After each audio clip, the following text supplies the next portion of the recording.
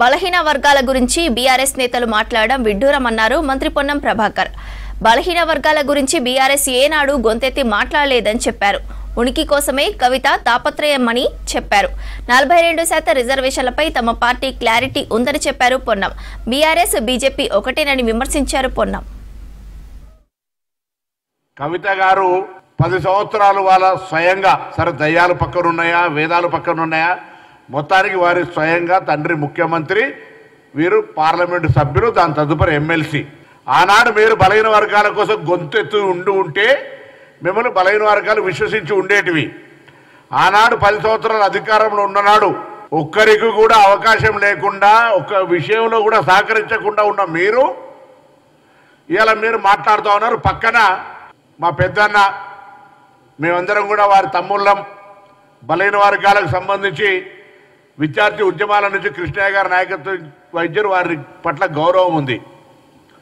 వారిని కూడా కోరుతారు, అన్న మీరు రాజ్యసభ సభ్యులు భారతీయ జనతా పార్టీ నుంచి ప్రాతినిధ్యం వహిస్తూ ఉన్నారు. ఇవాళ మీ నాయకత్వంలో తెలంగాణ బలహీన వర్గాల ప్రజాప్రతినిధులు రాజకీయాలకు అతీతంగా అందరం ఢిల్లీకి వస్తాం. నరేంద్ర మోడీ ప్రధానమంత్రి గారి అపాయింట్మెంట్ తీసుకోండి. మేము ఇక్కడి నుంచి చట్టం చేసి పంపినటువంటి బిల్లులు ఇటీవల సుప్రీంకోర్టు కూడా తీర్పిచ్చింది.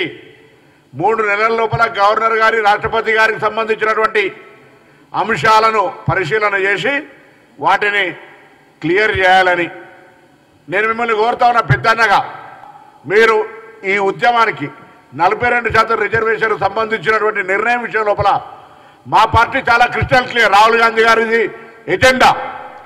రాహుల్ గాంధీ గారు ఓపెన్ మైదాన్లో పార్లమెంట్లో కానీ ఎక్కడ కానీ ఇది మా విజన్ అని చెప్తా ఉన్నారు.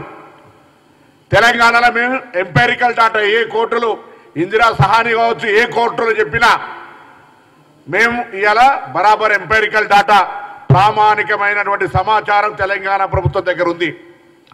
ఇందిరా సహాని కేసులు అదే చెప్పారు.